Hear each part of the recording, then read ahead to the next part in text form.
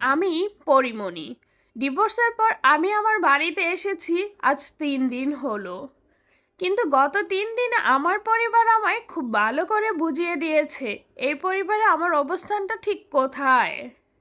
গত 3 দিনে আমার কাছে বারে বারে মনে হয়েছে এই পরিবারে না এসে আমার হয়তো মরে যাওয়াটাই ভালো ছিল। ডিভোর্সের পর প্রথম দিন সকালে আমি যখন আমার মায়ের সাথে নাস্তার টেবিলে বসলাম, আমার মা আমাকে উদ্দেশ্য করে বলল, এই বয়সে ছেলেরা একটু আধটু এমন করে, তোমার আরেকটু মানিয়ে নেবার দরকার ছিল। আমি অবাক চোখে মায়ের দিকে তাকিয়ে রইলাম, কিছুই বলতে পারলাম না। ঠিক ওই দিন দুপুরবেলা যখন আমি আমার বাবার সাথে লাঞ্চ করতে বসলাম, আমার বাবা আমাকে উদ্দেশ্য করে বলল, তোমার আরেকটু ধৈর্যশীল হওয়ার দরকার ছিল। সংসার করতে হলে অনেক বেশি ধৈর্যের প্রয়োজন হয়, বুঝতে পেরেছো? আমার পুরো শরীরটা ক্ষত বিক্ষত হয়ে গিয়েছিল আমার স্বামী সহ শ্বশুরবাড়ির মানুষের অত্যাচারে। কিন্তু আমার পরিবার আমার এই আঘাতের কোনো চোখেই পড়লো না। তাদের তাদের চোখে মুখে এখন একটাই চিন্তা, এই বুঝি সংসারে উটকো একটা ঝামেলা এসে পড়লো। বিয়ের পর আমি আমার স্বামীকে না জানিয়ে আমার সমস্ত গহনা বিক্রি করে সেই টাকা তুলে দিয়েছিলাম আমার ভাইটির হাতে সরকারি চাকরির ঘুষের জন্য। অথচ আমার সেই ভাই আজ আমাকে বলল আমার জন্য নাকি এলাকায় মুখ দেখাতে পারছে না। আমার যেই বোনটি বিয়ের আগে প্রেগনেন্ট হয়ে গিয়েছিল, শুধুমাত্র তার মান সম্মানের কথা ভেবে আমি তার প্রেমিকের হাতে পায়ে ধরে তার সাথে বোনটির বিয়ে দিয়েছিলাম।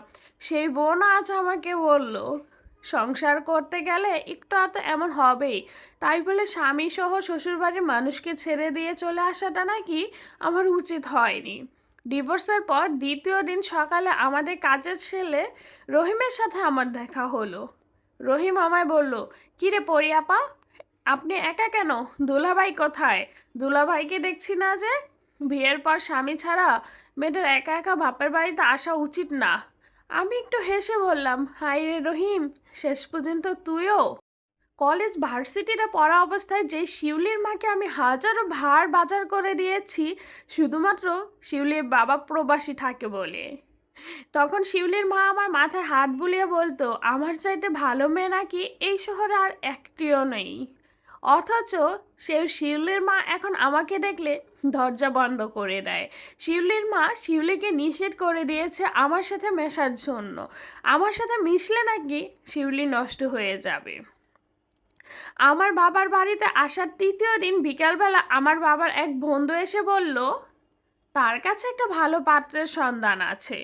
পাত্রের বয়স 70 কি 75, স্ত্রী মারা গেছে, বিগত 20 বছর হয়েছে সন্তানদের কথা ভেবে আর বিয়ে করেনি। এখন সন্তানরা সবাই বড় হয়ে গেছে, বিদেশ থাকে, সবাই যে যার মতো সেট হয়েছে। ভদ্রলোক নিঃসঙ্গতা কাটানোর জন্য এখন বিয়ে করতে চায়, তার একজন জীবনসঙ্গী দরকার। এই কথা শুনে আমার বাবা মায়ের চোখে আমি আনন্দের ছাপ স্পষ্ট দেখতে পেলাম। আর মনে মনে ভাবলাম যে এই সংসারে আমার অবস্থানটা ঠিক কোথায়। আসলে আসলে ঠিক কতটুকু ধৈর্য ধরলে আমার সংসারটা ঠিক হতো বলুন তো?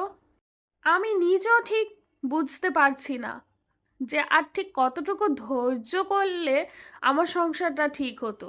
আসসালামু আলাইকুম। যদি ভিডিওটি ভালো লাগে সবাই লাইক, কমেন্ট আর শেয়ার করে দিবেন। আজকের মতো বিদায় নিচ্ছি। আসসালামু আলাইকুম সবাইকে।